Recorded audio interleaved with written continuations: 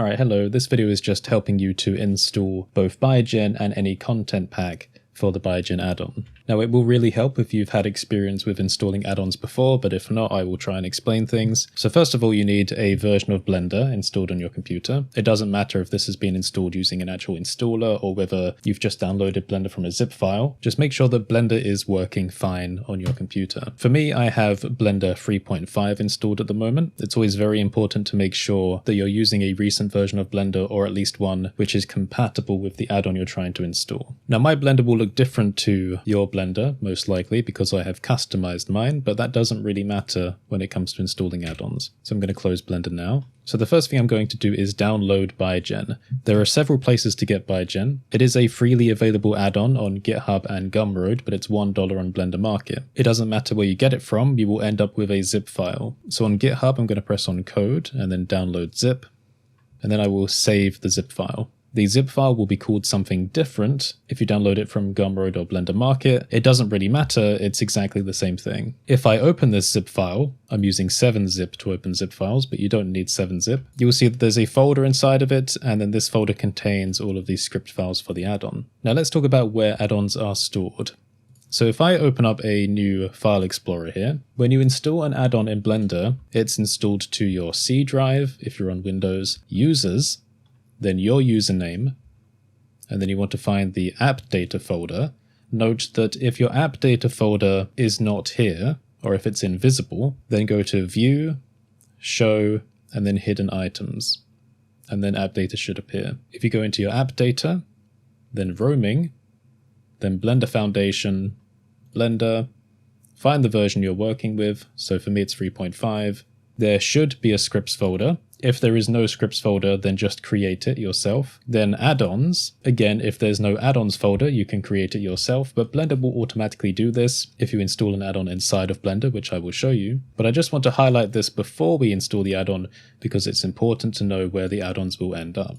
When you start Blender, every time it starts, it basically checks this folder to see which add-ons are available. If you go to Edit, Preferences, then any add-on contained in this folder should appear in the list. For example, I have the Machine Tools add-on here. If I type in Machine, we will see it here, and we can enable and disable it with the tick box. So how do we get new add-ons, such as our downloaded Biogen file, into here? There are a couple of ways you can do it. The easiest way, and the most common way, is to press the Install button. Then you want to find the zip file we downloaded, and then double-click on it. You will see that at the bottom of Blender it says Modules Installed, and then in the Add-ons folder here you can see we have the Biogen Public Master folder, and this contains all the scripts. From here we can then enable the add-on, and an extra panel has appeared in the 3D view here called Biogen, and that's where the add-on has appeared. So an important thing to notice here is that the folder with the files in it is what was contained inside of the zip file. So strictly speaking, we didn't actually need to use the install button. We could have just dragged this folder straight into here. Let me demonstrate that. So let me actually remove the add-on from inside of Blender, which removes it from there.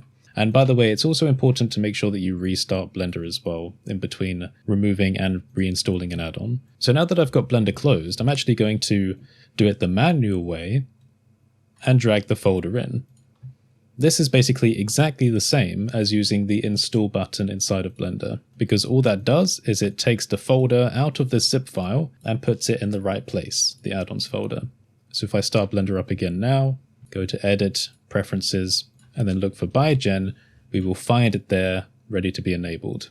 So what's just happened there is I've shown you the automatic way of installing an add-on, which was using the install button, and the manual way of installing an add-on, which was taking the zip file you downloaded and dragging the folder into the correct place. Now some people when installing add-ons get confused because once they've installed an add-on in Blender, they are looking in the wrong folder to find where the add-on's been installed. What I mean by that is if we go to Windows, Program Files, Blender Foundation, Blender 3.4, which is a different version to what I'm using, 3.4, Scripts, Add-ons, you will see, what's this? Another collection of add-ons. So why are there two folders where add-ons are stored for Blender on your computer? Well, the add-ons folder in the Program Files actually contains all of the add-ons which are pre-packaged with Blender. When you, as a user, install your own add-ons, they do not appear in here. They appear in your app data instead. because this is your user area rather than the program area. Does that make sense? Okay, so we have ByGen installed and we can see that with the panel.